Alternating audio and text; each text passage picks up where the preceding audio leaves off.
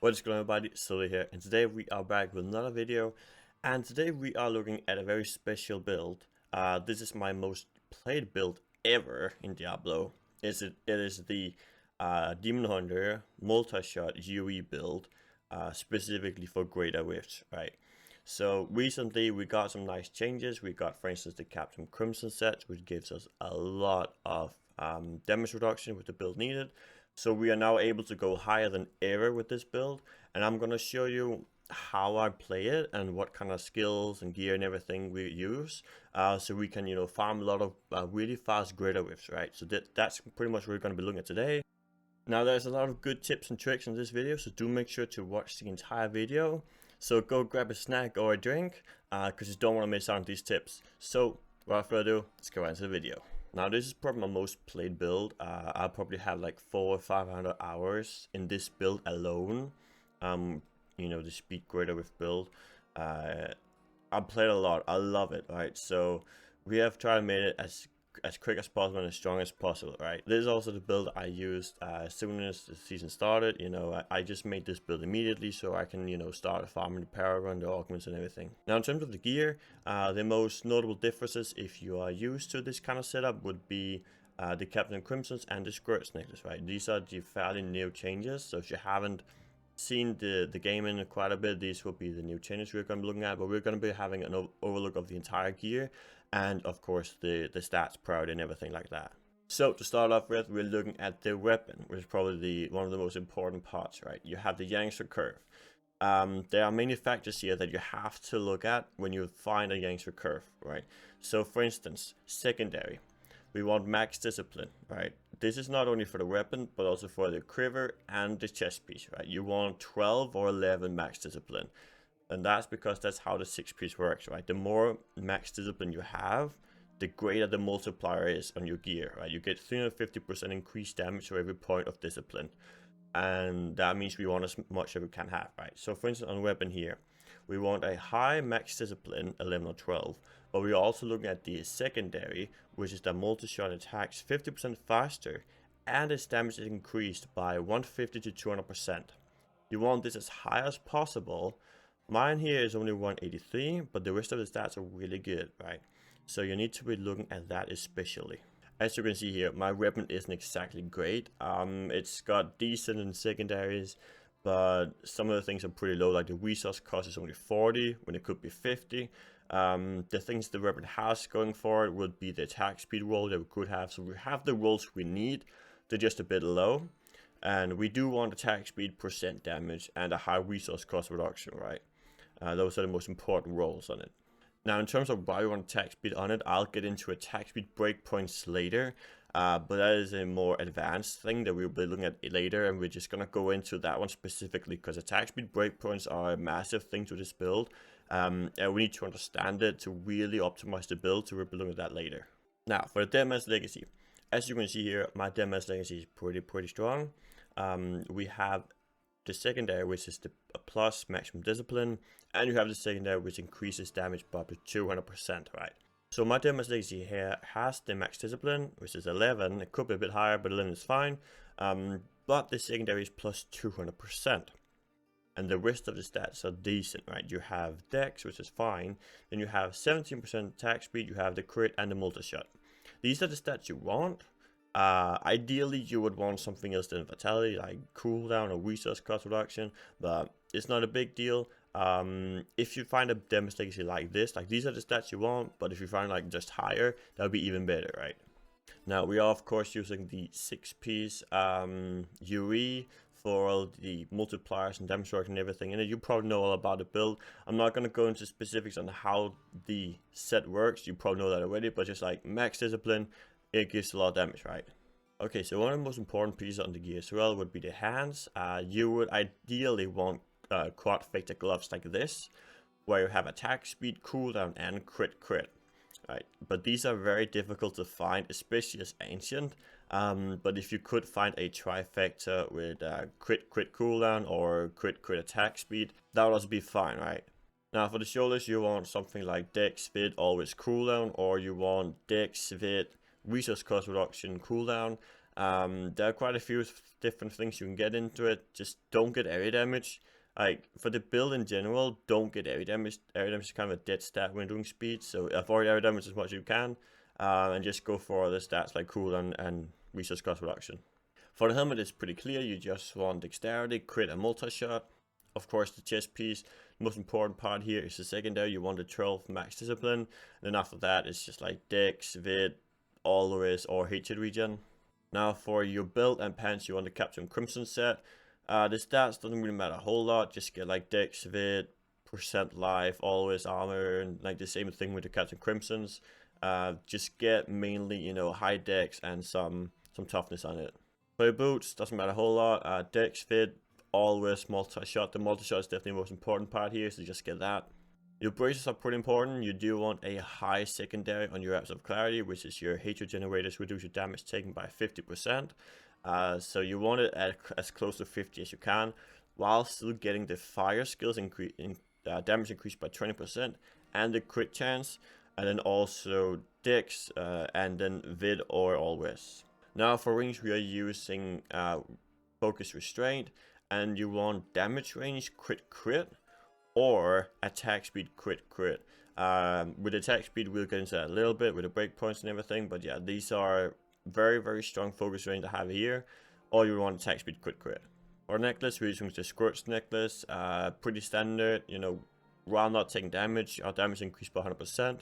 So we want to make sure that we keep this up as much as we can, which is why the gems we're using would be something like Molten Wildebeest. You could also swap this out for a bit powerful, but I like the Wildebeest simply because we get a big shield, so we have a high time up of skirts. Then we're also using Bane of the Trapped and the Stone of Vengeance. These are just big damage multipliers. Bane of the Trapped, you all know that, and the Stone of Vengeance just increase damage based on range of the mobs. Now for the cube, we are using Dawn here. This is simply just to reduce the cooldown of Vengeance, so we have 100% up on Vengeance. Vengeance is our main hatred generator, so we don't really have to use a lot of evasive fires, so we gain a lot of hatred just from Vengeance. Now here I'm using Hexing Pants. The more common item here would be Visage of Goons. I'll get into that in just a little bit on the differences, but I'm using Hexing Pants here. And of course we're using the Ring of Royal Grandeur. This allows us to use 5 pieces of Yuri and 2 pieces of Captain Crimsons and still get the full effect of both sets. Now in terms of the skills, we are using Vengeance Seeth, just a lot of hatred per second. You gain 10 hatred per second, and the Vengeance itself is also doing a lot of damage because it is also one of the multipliers within the UE set. So yeah, big damage and big hatred regen from it. Here we are using Companion, Wolf Companion. You could change this to something like a Boar Companion or a Bat Companion depending on your needs, but we're just using the Wolf Companion here for a damage increase. Here we're using Vault Tumble. This is our only movement ability. It allows us to just get through the map quicker and dodge out of mechanics so we can, you know, stay alive. We are of course using Evasive Fire with Focus. We don't really use this a whole lot. We only use it maybe like once every 5 or 6 seconds just to proc our Focus Restraint and our Reps of Clarity. So make sure to use it every 5 seconds or so to proc your damage and your damage reduction. We are of course using Preparation with Invigoration. This instantly restores discipline, but the Invigoration also increases our max discipline by 20. So this plays into the UE6 piece, and we gain a lot of damage from this. So make sure to use this, and also when you're playing the Rift, make sure to use it as you press the spell when you are lacking discipline, right? Because you use discipline from your vault to move around, use your prep to gain it back. We are of course using the Multishot with Arsenal here. There are also other alternatives. If you for instance get a physical scourge, you could go with the broadside, but the Multishot here with the Arsenal is the best one for speeds, since the rockets do a lot of damage and we don't want to miss out on those rockets. For passive, we are using Flip the Hunt. This allows us to pretty much proc our Bane of the Trapped.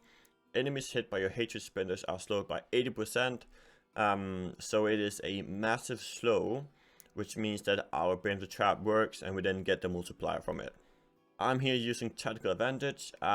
This is one of my alterations from this build.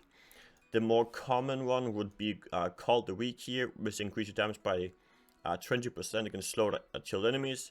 This gives you about 1 GR level in terms of damage, but the movement speed you get from something like tactical advantage is so powerful that you will do all your GRs in like 20 or 30 seconds faster.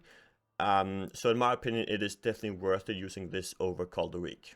We are also using ballistics here, which increased our damage of rocket by 100%, and we have a 20% chance to fire one more rocket, right? This just ties into Vengeance, which ties into our 6-piece.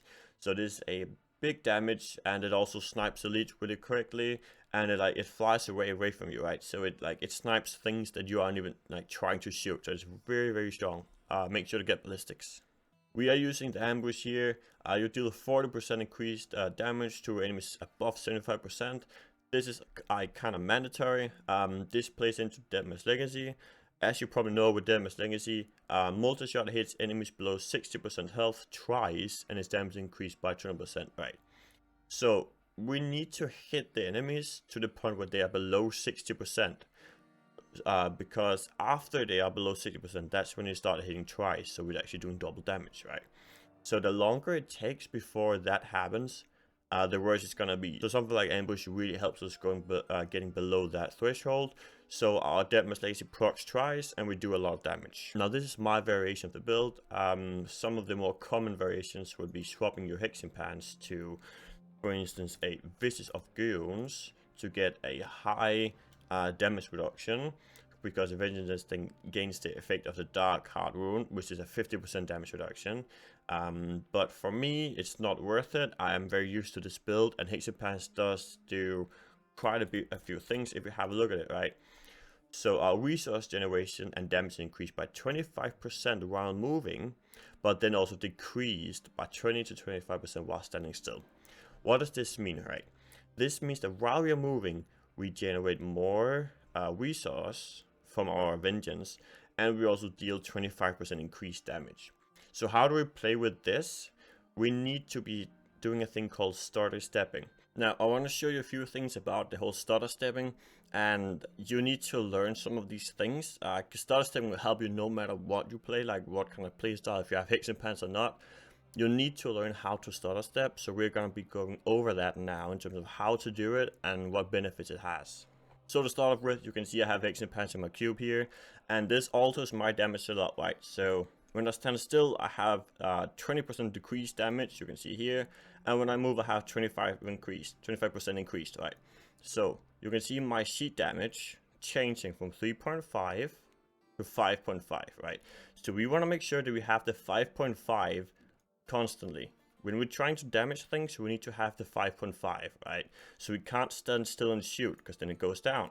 So how to do this? First of all, we want to go into options, we're going to go into key bindings, then we're going to scroll down into gameplay and go to force move here. We're going to bind this to either mouse wheel up and down or to spacebar, depending on what you prefer. Try them both out. I have mouse wheel up and down because that's usually my playstyle, but also try spacebar. Alright, so how does this work? Let's have a look at our sheet damage again. So we are now scrolling. I'm not doing anything, I'm not clicking or anything. I'm scrolling my mouse wheel up and down. And you need to see these small ripples on my mouse cursor, right? This means I'm force moving because it keeps, refreshing. So you can see my damage goes up when I do this. So we need to combine this and then use our Multishot. So as you can see here, we are now doing both things, right? If you just shoot and stand still, your damage will go down. If you just move, you're not doing any damage. So you need to do both. So I'm now holding down the key for my Multishot, which is my mouse button. And I'm also just scrolling my mouse up and down. As you can see, my damage on my sheet does not go up and down, except for a few times when I press evasive fire. But that's fine, because we don't do any damage, we do evasive fire anyways. Evasive fire is just to proc focus strain and rest of clarity. You want to make sure that your damage stays at the highest all the time when you're casting Multishot. This is force moving. You need to learn this, even though you're using Hexing Pants or not. It might take a little while to get this, 100% under the finger, so to speak.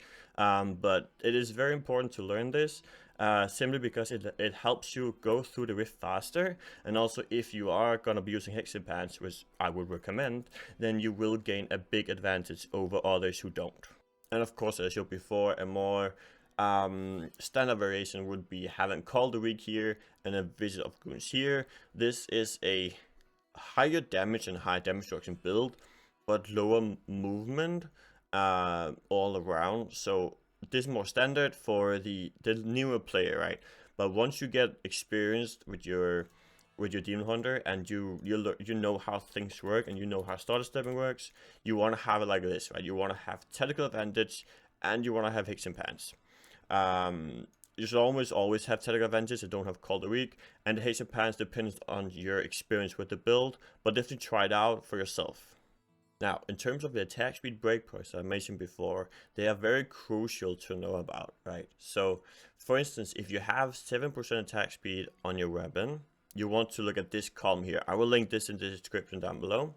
If you don't have attack speed on your weapon, you want to look at this, right? So, these are the frames per action, which means that how many times it happens. This is the percent increase that you see in your sheet damage, right?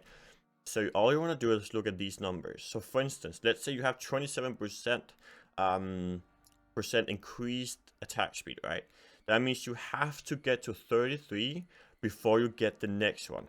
If you can then get an item which only increase up to 32, you won't actually get any difference.